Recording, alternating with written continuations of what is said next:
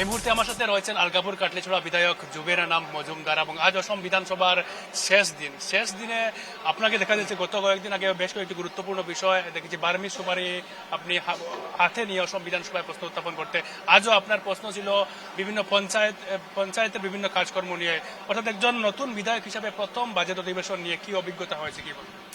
দেখুন, আমি যেহেতু একবারে নন পলিটিক্যাল ব্যাকগ্রাউন্ড থেকে আর প্লাস ফার্স্ট টাইম পলিটিশিয়ান হিসাবে ফার্স্ট পয়েন্টও আমার শিখিতেও গেছে গিয়া যে কোন সময় কিলা মাটিটা লাগে।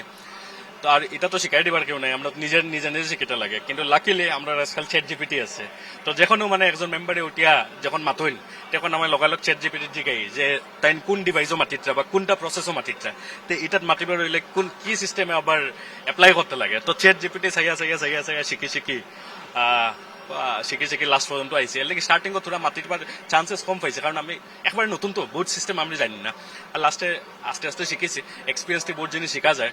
সো বালা এক্সপিরিয়েন্স আসলো বহুত। আর স্পিকার স্যারেও কিন্তু বালা আমার মানে নতুন হিসাবে আমরা নতুন বিধায়ক অকলের বহুত চান্স দিচ্ছেন। আরেকটা প্রশ্ন, আপার আসামের ফ্লাড নিয়ে দেখা যাচ্ছে যুব কংগ্রেস বা কংগ্রেস দল তেমন অ্যাক্টিভ দেখা যাচ্ছে না, অর্থাৎ সেই বিষয় নিয়ে কংগ্রেস দল কবে এই এলাকায় যাবে পরিদর্শনে বা কি বলবেন? না, এটা মিস ইনফরমেশন। আপনি যদি আমার পেজও যান আপনি দেখবা, বা যুব কংগ্রেসের পেজও যান যদি দেখবা, আজকে থেকে না, যেদিন থেকে ফ্লাড স্টার্ট হয়েছে এদিন থেকে নন স্টপ আমরা ওয়ার্কার্স ফিল্ডও আসুন।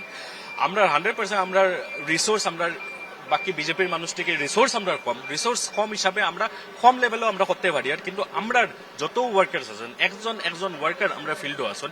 ইনফ্যাক্ট আজকে তো অ্যাসেম্বলি শেষ, আজকে রাত্রেও আমি আবার 12 ইজার আপার আসামের লিগে, কারণ আমরা আজকে তারিখে ওই লেগে সব আমরা ফিল্ডও আছি। আর এখানে কংগ্রেস বিজেপির কথা হয় না, আমরা সবাই মিলিয়া আমরা এই ক্রাইসিসটা ওভারকাম করতাম।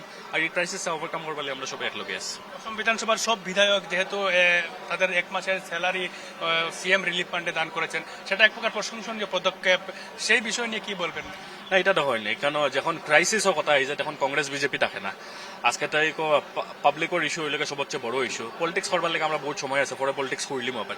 কিন্তু আজকের তারিখে হইল গিয়া আমরা সবে মিলিয়া একলগে ইউনাইটেড থাকিয়া আমরা পাবলিকরে উদ্ধার করতাম। এই যোনটা বড় একটা ক্রাইসিস সিচুয়েশন উদ্ধার করতাম। আর এর লাগে আমারও নিজের স্যালারি ডোনেট করছে, আমরা সবে নিজের স্যালারি ডোনেট করিয়া, কারণ আমরা কথা হইল গিয়া ফার্স্ট আমরা এই সিচুয়েশন থেকে পাবলিকরে ওভারকাম করতে লাগে। শেষ প্রশ্ন, যেহেতু আপনার জন্য প্রথম নতুন বিধায়ক, প্রথম বাজেট অধিবেশন, সেই অধিবেশনে আলগাপুর কাটলিছড়ার এলাকার মানুষের সমস্যা বা মানুষের বিভিন্ন অভাব অভিযোগ আপনি কতটুকু অসম বিধানসভায় উত্থাপন করতে পেরেছেন এই অধিবেশনে?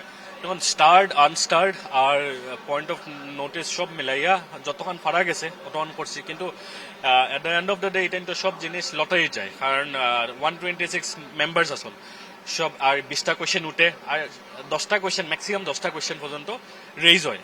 সো তার ভিতরে মানে যতক্ষণ ফারা গেছে ট্রাই করছি। আর বাকি তো পাবলিকে কইব, আমি কিলা কইব নিজের কথা। ধন্যবাদ জানাচ্ছে। উনি ছিলেন আলগাপুর কাটলিছড়ার বিধায়ক এবং নতুন বিধায়ক হিসাবে অসম বিধানসভার বাজেট অধিবেশনে ওনাকে দেখা যাচ্ছে বিভিন্ন ইস্যু নিয়ে সরব হতে, এবং বিশেষ করে বলা যায় যে আগামীকাল থেকে কংগ্রেস দলও আপার আসামের বন্যাতদের পাশে দাঁড়াবে। আপার আসামের বিভিন্ন এলাকায় গিয়ে তারা বিভিন্ন ত্রাণ সামগ্রী সহ খাদ্য সামগ্রী তারা বিতরণ করবে বলে এই মুহূর্তে জানিয়েছেন জুবের নাম। ক্যামেরা এলবার্ট ব্যান্ডের সাথে মর্তুজা আহমেদ, নিউজ লাইভ বাংলা।